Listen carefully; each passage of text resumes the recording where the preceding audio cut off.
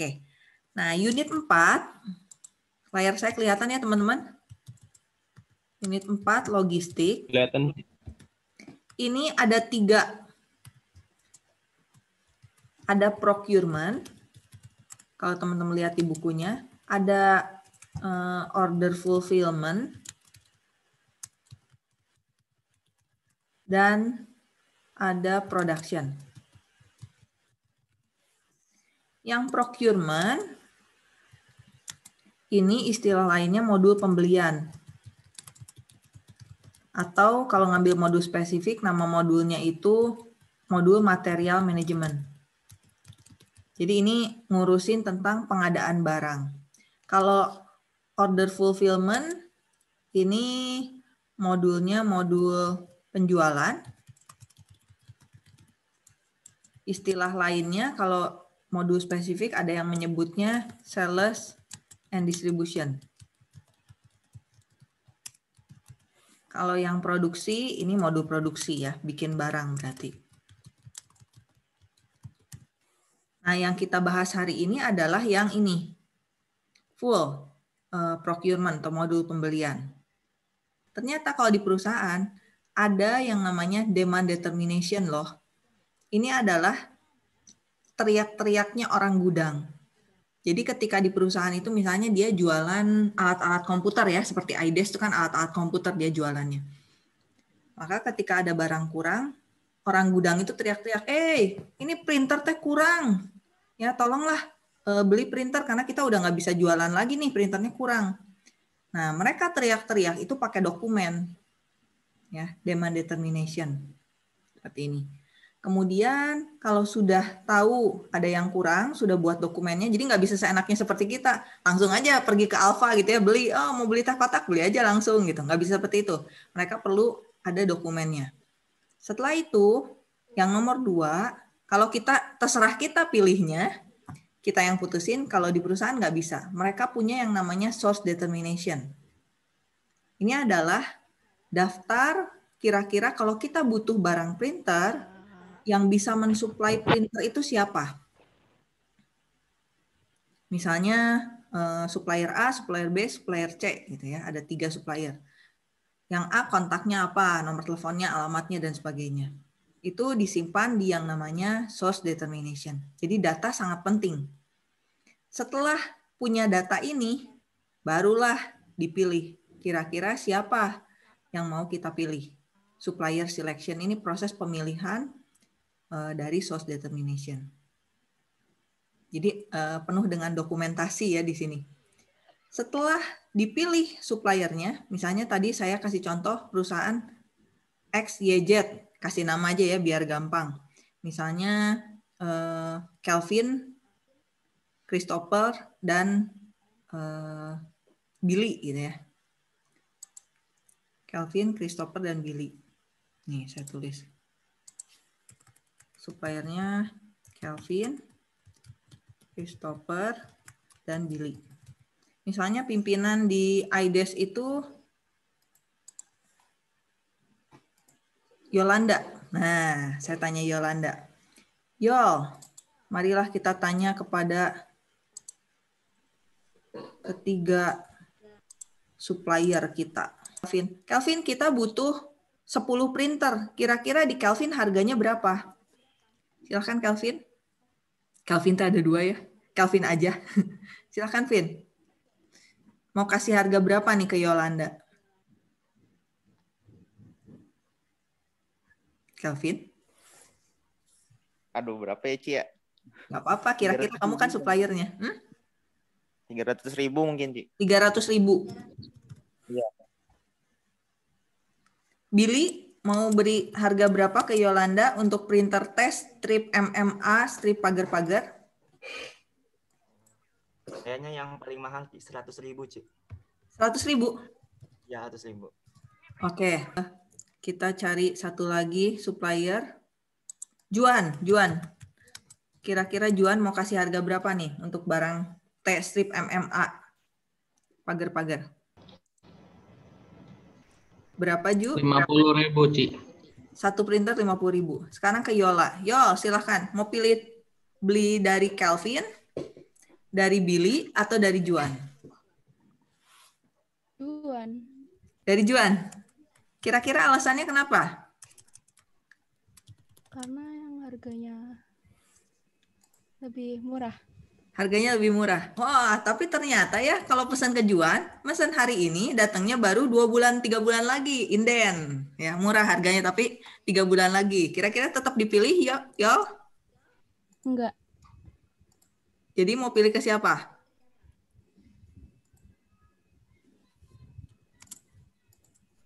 Ke Misalnya mau pilih milih yang kalau Billy datangnya inden juga. Bill, kapan barangnya kira-kira datang Bill? Kalau Juan 3 bulan kemudian, kalau Billy kira-kira Kalau saya 2 minggu. 2 minggu. Yang paling cepat Kelvin yo. Begitu Yola telepon, 5 menit kemudian barangnya datang. Skenarionya seperti itu ya teman-teman ceritaannya. Jadi kalau pesan ke Kelvin, begitu telepon, 5 menit barang akan datang segera. Kenapa? Karena Kelvin cepat banget kalau melayani, tapi harga di dia mahal. Nah, cerita saya ini sebenarnya belum tentu.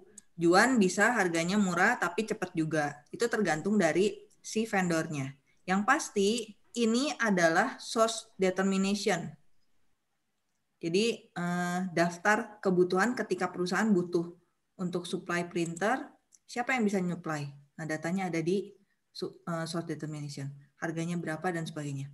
Kemudian ketika dipilih, tadi Yola ada proses pemilihan supplier. Mau pilih ke Juan, kalau memang barangnya nggak dibutuhin untuk dijual cepat, ya boleh aja PO, supaya harganya murah dan Yola bisa jual dengan harga yang mahal. Tapi ketika itu barang lagi ramai banget dan butuh banget untuk cepat datang, ya carinya yang lebih cepat, seperti itu. Nah, sekarang keputusannya, misalkan Yola masih tetap akan pilih ke Juan. Ya sudah, berarti di proses ketiga, supplier selection, Yola akan order ke Juan. Nggak apa-apa, itu kan keputusan dari manajernya, manajer desktopnya. Nah, ketika keputusan beli ke Juan, perusahaan tuh nggak bisa lisan, atau seperti kita asal ambil barangnya, langsung ke kasir, langsung bayar, beres semuanya. Kalau di perusahaan, ada dokumentasi lagi. Jadi penuh dengan dokumentasi di sini teh. Dokumen pembelian itu namanya purchase order.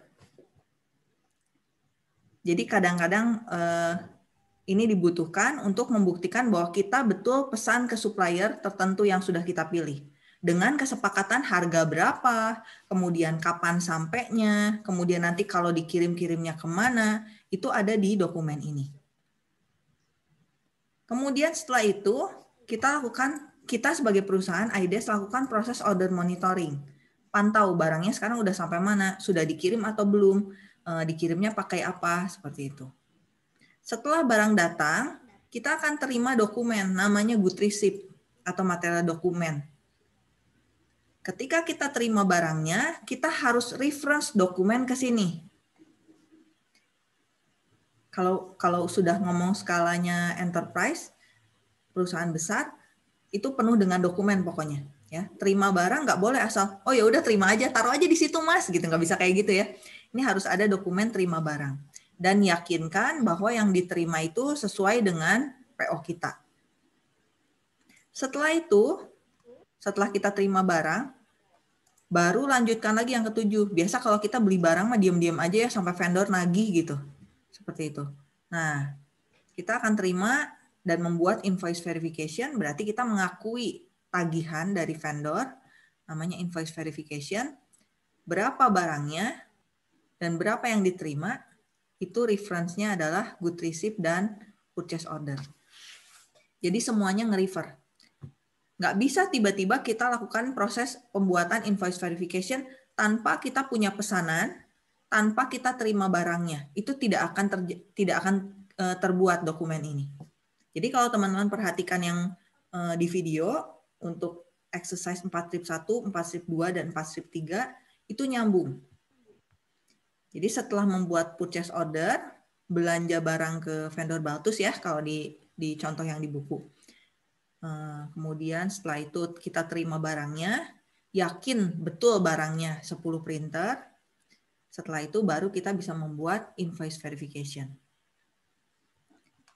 Nah, yang poin 7 ini, poin 8 ini adalah payment processing. Payment processing itu nanti kita lakukan di unit 5.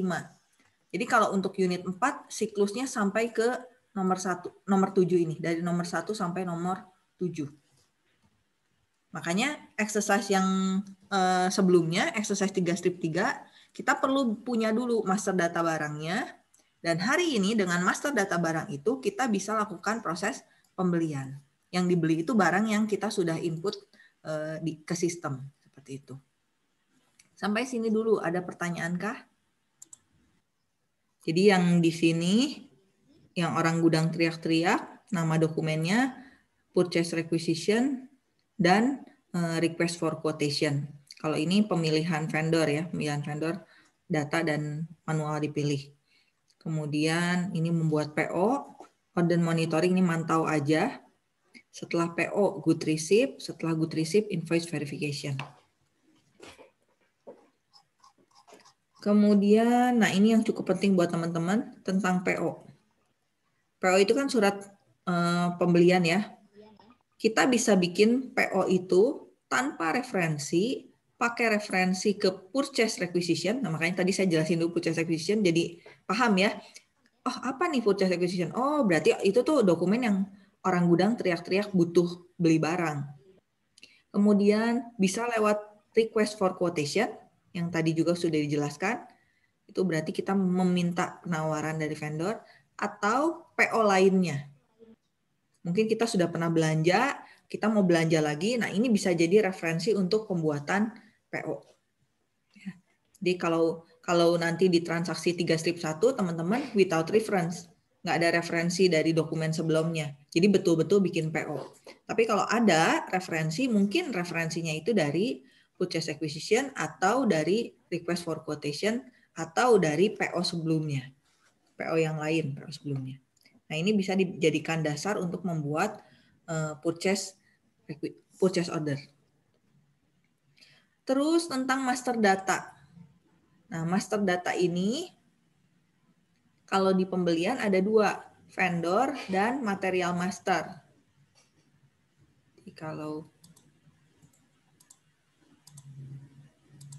Jadi di sini kalau saya tulis pembelian, ini master datanya 2. Saya pengennya kasih panah 2. Ini master datanya vendor dan material master data. Nanti kalau di penjualan, nanti master datanya nambah lagi. Yang lain yaitu yang customer dan material. Kalau di production nanti ada bill of material dan yang lainnya. Ini master datanya. Ini ceritanya vendor 1000. Ya, kita beli barang ke vendor 1000. Barangnya HD 1300 1 dan P103 2. Organizational elemennya 3, company code, purchasing dan purchasing group. Jadi ini harus ada. Nanti kalau teman-teman ternyata, kenapa ya nggak bisa beli barangnya? Mungkin barangnya belum diisi purchasing groupnya atau purchasingnya belum terisi. Itu menyebabkan tidak bisa dibeli barangnya. Terus yang lainnya ini terkait dengan accounting, dokumen yang dihasilkan ketika kita posting invoice verification, sama message. Nah ini pesan-pesan. Hasil dari purchasing dokumen bisa di print atau ditampilkan melalui apa saja ini, semacamnya. Sampai sini dulu, silahkan kalau ada pertanyaan. Saya kan sudah buat PO-nya. Nah, di PO itu kan ada 2 barang tuh yang saya buat, Ci. Si kode PO-nya udah keluar, cuman pas saya masukin ke good receive-nya, si kode PO-nya kenapa nggak muncul sih ya, si barang-barangnya? Nah, saya sudah cek, Ci. Saya sudah cek di display PO-nya kan. Barang-barangnya saya masukin tuh ini sih sama. Saya masukin pesannya 2 macam gitu langsung. Coba display PO-nya berapa? Nomor display PO-nya. Nomor PO-nya berapa? 45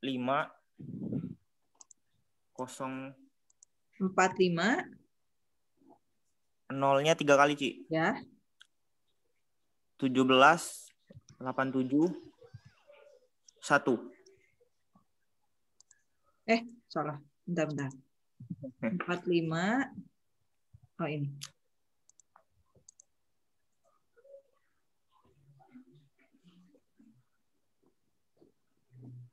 Udah ada sih. Nah, pas saya mau ini, Ci, yang di Good Receive-nya, nah itu nggak muncul, Ci.